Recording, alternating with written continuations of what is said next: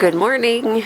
Everett is 1 month old today, and I actually get a lot of questions about how do I jump back into life with a newborn, because people are like, how are you so productive? He's only a month old. And so I thought that it would be fun today to go through some of my tips for productivity for our day.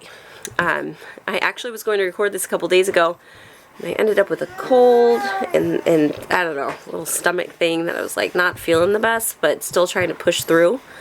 Maybe that would have been a good day to record, but I didn't feel like it. So in spite of that, in spite of the ups and the downs of needing to rest or feeling better and able to tackle the day, whatever it may be, you can still do some basic tips to help you have more productive days and still take care of yourself in the process. Okay, so that's what we're going to talk about today. Hey, good morning. Good morning, 1 month old. Getting so big. He's starting to have more times of just being awake for a long time and then sleeping for long stretches. So he's fallen into that nice rhythm, which is good. He had a little bit of a cold too, probably along with Mama. And that made nursing hard, but we kept on going, didn't we? Yeah, he probably wants more right now. Okay, let's talk for a couple minutes while I'm feeding this baby. First of all, I always start my day with water. I know a lot of people start with a cup of coffee, but I find that water is really important to start your day with. You can put some lemon, like real lemon in it to help flush your system too, but even if you just start with water, that is like always the first thing I do in the morning. It's a big glass of water. Right now, since I'm nursing a baby all night, I also keep this water bottle by the bed so that I can drink throughout the night, because it helps me to start the day hydrated instead of kind of starting on a deficit. So super important, of course, all throughout the day, but first thing in the morning is fantastic. Okay, so in the mornings, this last month I have given myself grace. I like getting up and being productive in the mornings. I like having some time before my kids get out of bed. Of course, when you have little ones, it's not always possible, but just to kind of get up and get moving in the mornings, to me, helps me have a productive day the whole rest of the day. So when I'm in my weeks after having a baby, that's when I just extend grace to myself. And if I feel like I need more sleep, I sleep in. If the baby's sleeping, I sleep. I don't try to get up in the mornings. But around a month, when I start feeling like, okay, I'm feeling a little bit more energized, I start setting my alarm again to get my body back in that habit of getting up. So right now, it's like about 6:30 is when I'm feeling okay with getting out of bed. I am also, though, making sure that I go to bed when my kids do, my teens. Last night, I think I was in bed before them, but so I'm not burning the candle at both ends, which I do have a habit to do when I'm not pregnant or postpartum. But I'm trying to go to bed at a decent hour so that I can get up, because in the morning, you're going to be your freshest and your most productive. Okay, Everett is just a little fussy, not wanting to settle down and sleep, so I'm pulling out my wrap. This is one of my top tips here for still having a life with a newborn. I have a lot going on with 10 kids here, homeschooling, farm, all of the things in the kitchen and everything in between. And if the newborn's fussy, you just wear them. I have a Cuddle Bug wrap. There's so many different brands. This is one that I actually bought secondhand from somebody years and years ago.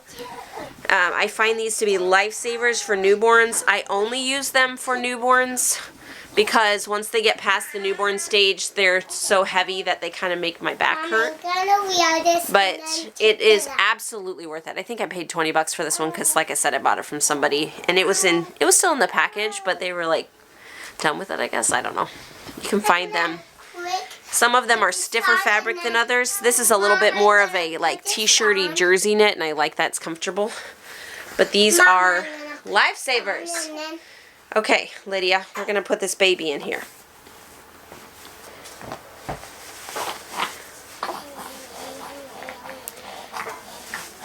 So these wraps are so good for baby. They're very supportive. It's like holding the baby, but even better. And it keeps them snuggled close to Mama, which is where they like to be. So you can kind of tuck their head in. If it seems like they want to sleep a little bit, they can kind of snuggle in there. And you will watch this magic at work, because it does not take long in the wrap before he is going to sleep. Making my bed in the morning is really important to me. When I come in here, I know that, okay, I've done one productive thing. Also, this room is highly used by not just me, because we live in a tiny house, so our bedroom in here is a room that the kids will come and read or do schoolwork or play instruments when they just need a little space to go. And it just encourages the whole family to see a made bed. Right, Lydia? Did you say good morning? Say good morning. Okay, but the other thing that I use my bed for in the mornings, when we have a lot of clean laundry, we will actually bring it in here and dump it on this bed so that kids can sort through it and take out their stuff and put it away. So today we have a lot of laundry, so I'm going to go ahead and dump it here and then have the kids come in and grab their stuff. Your productive day starts the night before, especially if you have a busy household like we do. Setting yourself up the night before makes a huge difference. So the night before, we have evening chores, after dinner chores, that rotate out weekly. So we have certain people that take turns washing dishes, clearing the table, picking up the floor, kind of sweeping up the dirt, those kind of things. I'm just going over and helping whoever needs it at that time, while also getting little ones ready for bed. It's quick. It usually only takes, like 5 minutes, 10 minutes if we're going slow. But it helps to instill everything that you do with your kids like this, helps to instill in them their need for taking responsibility with the things that need to be done in their life. So when you are helping your kids learn how to clean up after dinner, wash dishes, all those things, these are real life skills that obviously they're going to use once they're not in the home anymore. So it's not about dumping work onto your kids. It's about working together as a family. Everybody made the mess. Everybody helps clean the mess up. So we figured out the problem here. What did he do? Poop in his pants. Yeah, that was the problem. He had to go potty. Yeah, he's going to need a change already. The baby isn't clapping. Well, no, he doesn't know how to clap yet. He does like this. So my goal is to have myself completely dressed, put a little bit of makeup on, only takes me a couple minutes, ready for the day. Before the bulk of my kids wake up, I have some early risers, and that's fine. But whoever's not up by around 9 o'clock, I'm getting them out of bed so that they can get started on their checklist. So helping your kids have a productive morning is really important to you having a productive morning. Otherwise, I feel like it's too easy to get derailed, even for a mom. So for a long time now, years, we have had morning checklists for the kids as well, that they just know what they have to do every morning. And they know that we're going to hold them accountable for it. What are you doing? Pretty much. We call this our top 5. We still call it top 5, even though it's not just 5 anymore, because we've said that so many times. But anyway, this is the morning checklist. You and Benny will get up there with a marker and scream yeah, he said top 5. You say top 5? So they brush their teeth, they get dressed, they do their morning job, put away any clean laundry, take their vitamins, do their outside job, that's the farm job with the animals, and of course have their Bible time. Everyone has their own color, and so they know James is red, so he's checking off, he did dress, so he checked off B, and he put away his laundry, and now he wants to take his vitamins. My kids take some type of methylated B vitamin. I go back and forth with different brands because I like to change things up. Other than that, my kids don't take like a multivitamin or anything like that. We just try to eat whole foods. We do lots of nutrients from food, from herbal teas and those kind of things. I continue to take my prenatal vitamins, my iron, those kind of things. If we have something going around, then we will take more vitamins, vitamin C and things, but I don't give it to them every day all the time. Okay, toddler who's mad. So also in the mornings, I think about dinner, because when dinner comes, you don't want to make dinner anymore. So I prep dinner in the mornings. This might be putting something in the crock pot, or it might just be making sure that I have meat thawed out or I have a plan. somewhat of a plan. James, you are on it today. Look at this guy go. James is the stair duster, and today instead of a dusting mitt, he's dusting with his gloves. So in every family situation, you're going to have, a different set of jobs. My kids' jobs vary from, switching over laundry and putting in another load. I have one who cleans the toilet, one who dusts the stairs like you just saw. I have one kid who washes any pans that were left soaking from last night or that we made breakfast in. Another one who washes breakfast dishes. I have a floor sweeper, and their outside jobs. Oh, and someone who takes out trash. I have the outside jobs are pretty quick jobs also. Things like, feeding a particular animal or letting the turkeys out, or, those kind of quick things. So it's very quick and easy. Okay, a big tip for managing a lot of kids at different age levels is to use things that help do the work for you. So math for me was one area that I needed help. I actually struggled with math whenever I was in school. It was just a difficult subject for me. And so we started off with other curriculums, and we kind of hit some bumps in the road, and then I discovered teaching textbooks.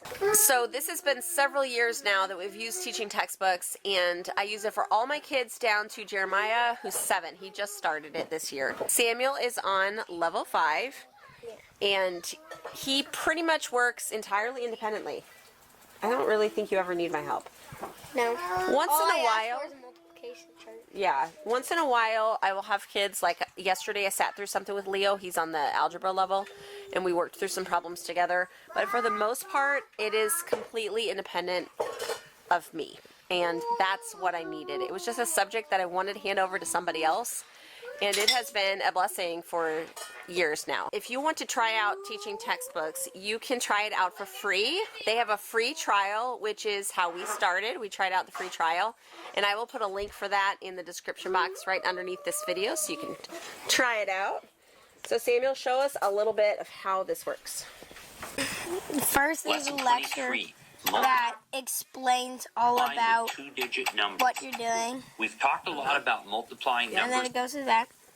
And then it'll send you to your You practice need to write the Roman numeral to for practice over. 325. So the practice problems will go over things that they just need to review, and it gives Yeah. them a chance to try it without it counting against them if they get it And wrong. then after Here you need to the solve it. last, Here you need to tell whether there's this problem 1, and it's usually always true or false. And then usually there's Let's try 22, another but there's word problem. more. So and- the first problem you're saying is typically a true or false, and then it does. And then the second. But if you're in math 1 or 3 to 4, there's bonus points where you do math problems and you get extra points. Yeah, that's fun. They make it look like a game show. But I'm in 5, so I don't have them. So one thing that's helpful is if need they to write get the Roman- a problem wrong, they can get a second chance to do it again. And if they get both chances wrong, then it will say, see how to do this, right? Isn't that what it says? Yeah, solution. Watch the solution. That's right. And it will show Here, them. I'll do Yeah, one. get one Write the wrong. Good Roman- idea. Nice try, but that's And not then it. it Okay. says try again. You need to Uh-huh, write so the you can Roman try And it then again. I got it Nice wrong try, but again. that's not the answer. Okay. Watch To write the solution. number 325 as a Roman numeral, let's think about how we need to write this. This feature is the reason why I can be so hands-off when it comes to this math curriculum, because if they are stuck and they don't understand something, they have someone who can go through and explain them how to do that problem. That's what I'm thinking. Also, Samuel, let me see it. Also, if you don't know like how to or like where they taught it, it says first taught in lesson 15. Yeah. So you go back That is so to helpful. So let's lesson Right. 15, And then you could watch that lecture again if you needed to. and then Yeah, good point, Silas. So there's just a lot of things that they've put in place to make your child have success when it comes to math. I appreciate that so much. So when you go to the link that I'm going to share with you, you'll get to see the free trial is where you can go to sign up. And you can see that it starts with Math 3, which is what I have my 7-year-old in. It doesn't necessarily mean 3rd grade. It's just, that's what they call it, Math 3. And it goes all the way up to pre-calculus. Leo's on Algebra 1 right now. They also have just a video you can watch on how to do it. All the information you need is here. And there is a parent portal that once you sign up, you can log in and control a lot of the things that your child is doing. So, for example, if you wouldn't want them to be able to have second chances, then you would go to your parent portal on the website or on the app, because you can get teaching textbooks as an app now. And you would just be able to change all of those preferences there. So you still have control. You can even, you know, if they did really bad on a lesson and you can tell they don't understand it, you can delete the entire lesson and have them do it over. Or you can just delete individual problems that they got wrong and have them rework those. You have all of that power still as the parent, even though they're using an independent curriculum. I have some seedlings coming up. Now this is so amazing, you guys. This half came up and this half did not. These are onions, and there are 2 different types of onions, and I have actually stopped watering this half and just gave up on it because they just didn't sprout. I'm trying 3 different kinds of onions actually. I have intermediate, long, and short day onions because we're right in the middle of the country, and I'm curious which ones would do best here. So these short day onions did awesome. The long day, like I said, they didn't come up at all. But I put these in the window in our bedroom, and I bought this heating mat from Amazon. It was only like $15, and it's been awesome. You just plug it in, and it's kept the soil temperature warm enough for these to sprout. So next, I'm going to do peppers. I'm just trying to do a little bit of my garden planning as I'm able to. I actually don't have a greenhouse right now. We took down my greenhouse because we wanted to make it better. It was a greenhouse that we had done with plastic sheeting, and it was pretty large, and it's like it got us through okay, but it was expensive because it wasn't sealed well. And so I would run heaters in there during February when I was planting seeds, February, March, I guess more March. So I would run heaters to keep the temperature up, but it was causing so much heat loss. So anyway, we're rebuilding it, but here it is coming up on March 1st, I think today. And yeah, I don't have a greenhouse. So I'm just starting seeds in the window. I have some grow lights, so I can always plug those in if needed. What do you think about this? This is the mess I have going on my floor right now. I am switching over some of Benjamin's clothing. So one way that you can accomplish those extra kind of things is by leaving a space in your day where you do the random things that you don't normally do every day or every week or even every month. So it's a loose kind of block scheduling that I do. I don't write it out on a piece of paper, but I know in my mind the mornings are time for certain tasks. So for us, the mornings are getting up, personal care, getting yourself ready. For me, it's getting breakfast on the table. It's those morning animal chores that we do, and it's kind of preparing my evening in the morning. So thinking through dinner and things like that. Okay, that's my morning block. Then we transition into kind of the middle of the day where we are doing homeschooling, where we're kind of, doing things like lunch. Lunch is pretty informal here. I don't typically make a grand sit-down lunch. We'll a lot of times eat leftovers or just make something light. So that's happening during the day. I'm continuing to switch over laundry as needed.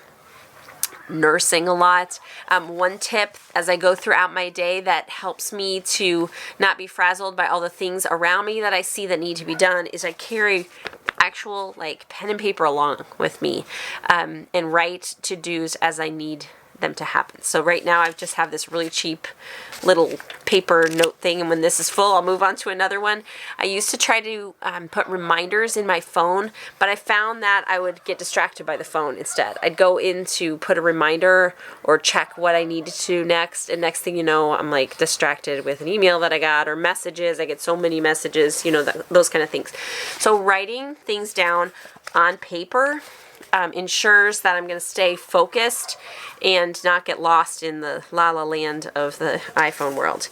So here I will write down anything that I see that needs to be done that I'm not doing immediately. And it helps.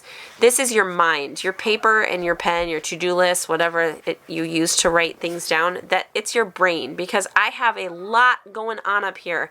I have homeschooling. I have my project that I'm working on professionally, my website that I'm working on. I have video things that I'm doing, and I have parenting things. I have conversations with Jason. All of this is like going on in here. And then I look and I'm like, oh, the wipes are almost empty. I need to go out and refill the wipes from my, storage that I have. And oh, I need to sort those clothes that are back there. Or boy, I almost forgot that I need to, put this one thing in the oven, or whatever it may be. I need to call this person because I need to talk about this particular thing. All of this will like pop into my mind, and then as quickly as it's there, it's gone. So I just write it down like immediately. And then I know that later it will get done because it's written down. And so at some point it's going to get done. So after my mid-afternoon block, we go into nap times for Benjamin, and now Everett is kind of fallen into that pattern, aren't you? You're kind of starting to figure it out. So once Benjamin goes down for a nap, then as a family we will tidy up, because he is, the current toddler tornado, they call him.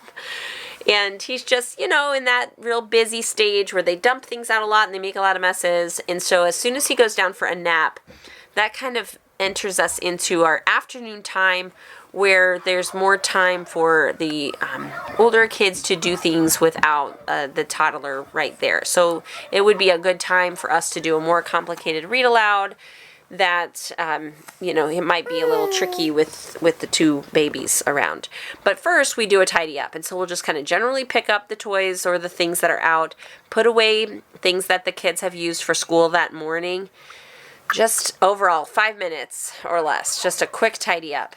Go into our afternoon activities. So then in the late afternoon, that's time that I have to do projects like this. So that would be my afternoon block, my later afternoon block, where I have time, because kids can disperse and go and play, and I have time to either work on my computer for a bit or do things like sorting clothes, which is what I'm going to do now. And then we move into that evening time where I'm now focused back on the house. So again, another tidy up after, all the play and things of the evening. Jason's coming home. We'll again do a quick tidy up. I find if we do like 4 different times where we quickly tidy up during the day, then it doesn't become such a mess. And it helps me to be okay with the mess in between those times, because I look around, I'm like, oh, it's looking like a tornado in here. But it's okay, because we're going to have a tidy up, and in 5 minutes we'll have things put back together. So we do that throughout the day. We do it in the morning as part of our morning jobs. We do it around lunchtime, in the afternoon, and in the evening, and it keeps things generally manageable. So in the evening, I'm going around, I'm starting to get the home in shape so that when I go to bed, I'm not waking up to chaos in the morning. So for me, while I'm making dinner, I'll wash a few dishes because, with 12 people in this house, there's always dishes to be done. And so I'll wash some random dishes while dinner's cooking, so that after dinner, whoever is doing dishes that night doesn't have so much. They'll just have the dinner dishes themselves, or other things like that. Evening time is also a time that I will typically put, oh, you're getting hungry again, that I will typically put my newborns in a baby carrier. Of course, I can do it at any point throughout the day, but I find that right around dinner time, newborns tend to get a little fussy. It's like the evening fussies, we call it. And of course, it's that time when you're like, oh, I have so much to do. Jason's about to get home, and I'm trying to finish dinner and tidy these things up, or whatever it may be. And here they go and get fussy right about then. So that is the time that I get out my baby carrier and I wear him, because he will be happy and I can bustle around and do those last things that I want to do. I know that myself personally, after dinner, I start going downhill fast when it comes to energy. And so as much as I can do before dinner, I do it. That way, after dinner, I don't feel this need to go around and try to get things ready for the next day. I feel more relaxed that I can just slowly ease into bedtime with the kids and get things ready at a slower pace.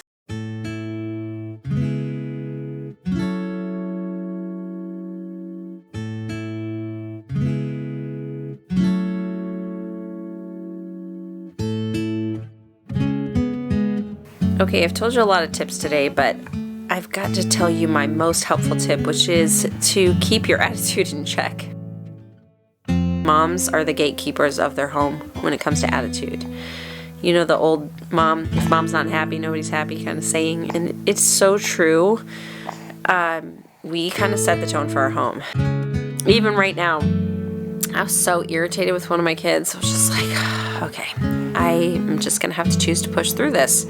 I'm going to have to choose to be the mature person and just kind of walk through with them of what I was so irritated about, because that is my role here. Every situation that you come up against with your kids, see it as an opportunity to help them grow. Benjamin, can you wink? Can I see it? Oh. Wink, Benny. Let's see. Benny, go. Benny, look. 14. Benny, look. Benny. Benny, he did it. Benny.